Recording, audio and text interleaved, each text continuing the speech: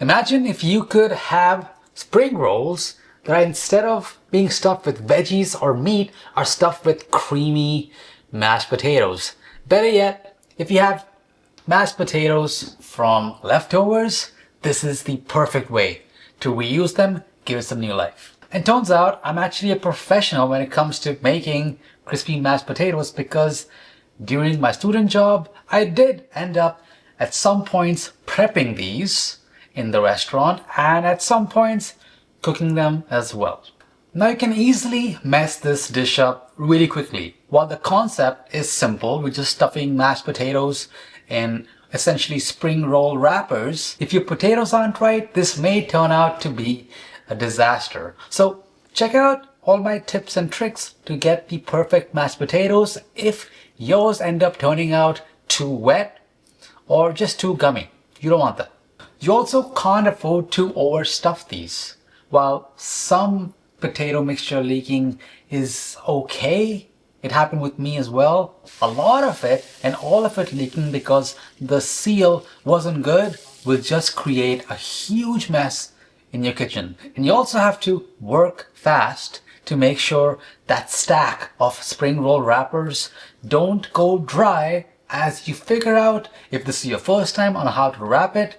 And if it does dry out, not only will the whole batch be wasted, if the ones you're wrapping dry out as you're in the process of wrapping them, it's going to result in cracks, which will then result in leaks and a oil splatter.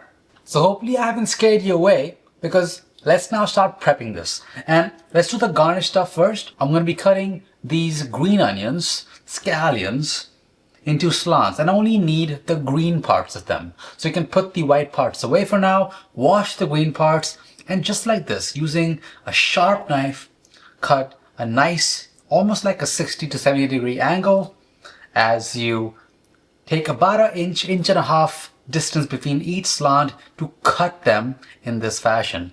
Do you have to cut them like this? No. Does it make a difference as you eat with your eyes? 100%. So much better to look at than just chopping them. Your choice. And I'm not going to insult your intelligence by telling you how to make bacon. I have made shorts about it. Bacon is just one of the most easiest thing to make. The best way is to make it in the pan with some water. Check out that tip linked down below. But today I decided to try my air fryer. And then some cheddar cheese and then some sour cream. Have that ready. And now let's get to the actual prep of these spring rolls stuffed with mashed potatoes. Oh yeah, mashed potatoes. If you don't have it already, make it, cool it down, because you want to work with cool potatoes with pastry. Otherwise it'll melt through it. So I'm wearing gloves. It just makes it so much easier to work with pastry, especially something as delicate as this. I'm going to grab a stack and then cover the rest under some damp paper towel.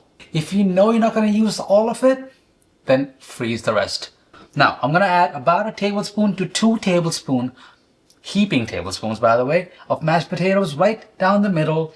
I'm working in a diamond shape. So pointed edge towards you. Then you wrap the bottom pointed side to kind of wrap it up and then shape the potatoes as you then bring in the sides, squeeze out any excess air. You can't have too much air. It will pop out and cause a leak as it fries. And then I also have this slurry made of flour and water. You can just put that on the edges, on the tip, as you roll it to make the spring roll. Or what you can also do is spread it all across that top triangle part as you are wrapping these spring rolls up. Maybe some of them won't be as perfectly sealed, which is fine.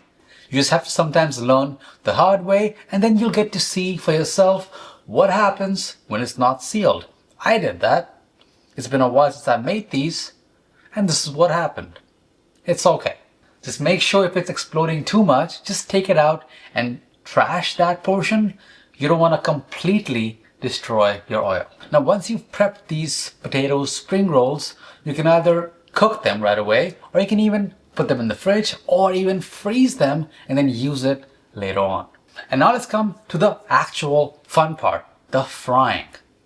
And I did fry a tester. That was one of the ones that wasn't so perfectly sealed, and hence some of the mess that you see. But drop the rest and then just let them sizzle. You want a nice golden brown, even color on each side, which will also indicate that the wrappers have become properly crisp. Try not to touch them too much as they are frying. Let that seal happen, let the pastry become crispy, which will actually prevent any potential mash from leaking out.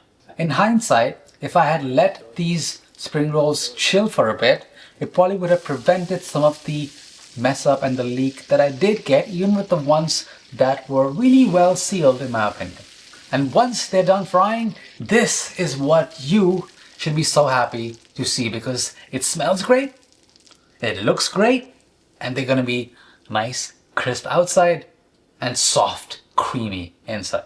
Now, while you can throw all these crispy mashed potatoes or crispy potato spring rolls in a bowl, just dip it in sour cream and just say whatever to all the plating, it is gonna make a difference, so let's just do it anyways. Perhaps you can just snack on the ones that you've made as I show you how I plate them. So just to help let these spring rolls stay on the plate as we stack them, crisscross them, I'm gonna add a bit of sour cream dots on the plate as I put the bottom layer, and then a bit more sour cream on the spring rolls at the bottom to help the crisscross, the top portions of the spring rolls sit snugly on the plate so they don't move around, followed by some more sour cream, this time in a squeeze bottle to help the toppings stick, kind of like this. Once you have all that, garnish with your cheddar cheese. I'm using a sharp old Ford cheddar along with bacon, which I've roughly chopped. Sprinkle that around, put that over the sour cream, and then finally add the accent to finalize this dish with the green onion slants. And once you've done all that, you've followed along the instructions on the page, you've seen the video, this beautiful plate is what you can expect. And as I said, the sour cream really helps those toppings to just stay. So go ahead and try this out for yourself. Let me know how your portion turned out. Let me know what you did that made it better than what I made, what you did that made it worse than what I did, because I'm here in the comment section and I can't wait to have a bite of this.